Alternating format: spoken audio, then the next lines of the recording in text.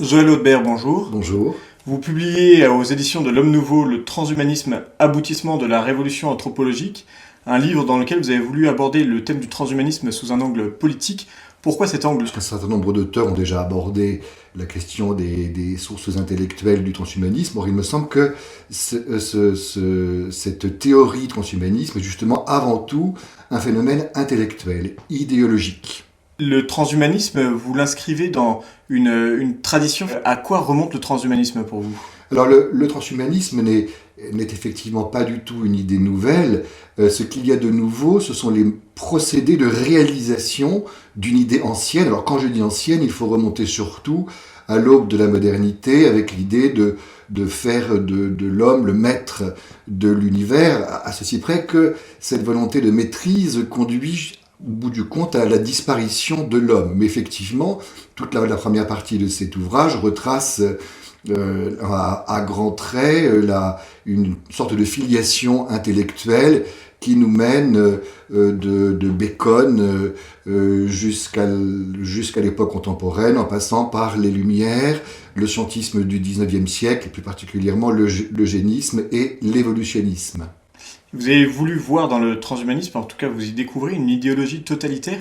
En quoi est-ce que le transhumanisme peut-il être le reflet d'une idéologie totalitaire? Parce que si l'on s'appuie sur les thèses d'Hannah Arendt, ce qui caractérise le phénomène totalitaire, c'est d'une part l'appui prétendument scientifique, ce qui là est le cas, puisque la technique joue évidemment un rôle majeur. Or, la technique est fille de la science. En second lieu, parce que l'objectif du totalitarisme, selon Hannah Arendt, c'est de rendre l'homme superflu. Par définition, le transhumanisme ayant pour objectif de dépasser l'homme naturel, cela signifie que l'homme naturel est devenu superflu, obsolète.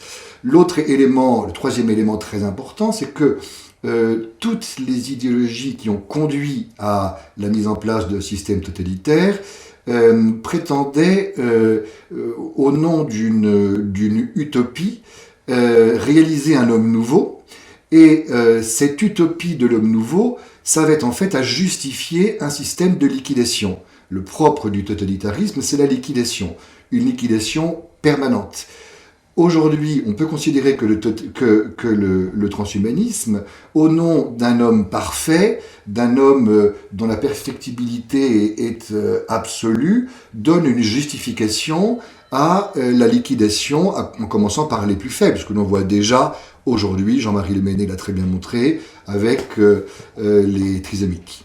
Et quel est le lien du coup entre le transhumanisme et toutes les nouvelles avancées progressistes qu'on nous vend, PMA, GPA et autres dérives que l'on va voir arriver avec les prochaines lois bioéthiques? Alors, cet ouvrage défend l'idée que il y a un lien profond entre l'antispécisme, la GPA, la PMA, tout ce qui touche également à l'identité individuelle, l'identité collective et le transhumanisme. Nous sommes aujourd'hui dans une phase nouvelle d'un processus révolutionnaire que nous connaissons bien, et cette phase nouvelle est une phase anthropologique. C'est-à-dire que précédemment, la volonté de créer l'homme nouveau passait par la transformation de l'environnement social et politique. Dorénavant, l'idéologie révolutionnaire prétend modifier l'homme lui-même. Et c'est donc en ce sens que le transhumanisme est évidemment l'aboutissement logique de ce processus. Et donc comment lutter contre cette idéologie du transhumanisme? Alors, il me semble que, du point de vue intellectuel, il y a un travail très important à mener pour redonner le sens convenable de la nature. Qu'est-ce que la nature? Nous sommes marqués par, là encore, le scientisme du 19e siècle. Il y a 36 manières d'envisager la nature. Il faut restaurer le sens classique hérité de la philosophie grecque. En second lieu, il convient de faire comprendre aussi que tous les combats qui sont menés pour la défense de l'identité, c'est-à-dire tout ce qui fait notre épaisseur d'homme, notre identité personnelle d'homme, de femme, notre identité collective tout d'abord comme membre d'une famille, et puis notre appartenance ensuite à une communauté politique particulière, Tous ces combats sont profondément liés et sont, je pense, l'antidote majeur contre l'idéologie de la révolution anthropologique. Merci beaucoup Joël Audebert. On rappelle donc votre livre Le transhumanisme, aboutissement de la révolution anthropologique. C'est disponible aux éditions de l'Homme Nouveau et toutes les informations seront en description de cette vidéo.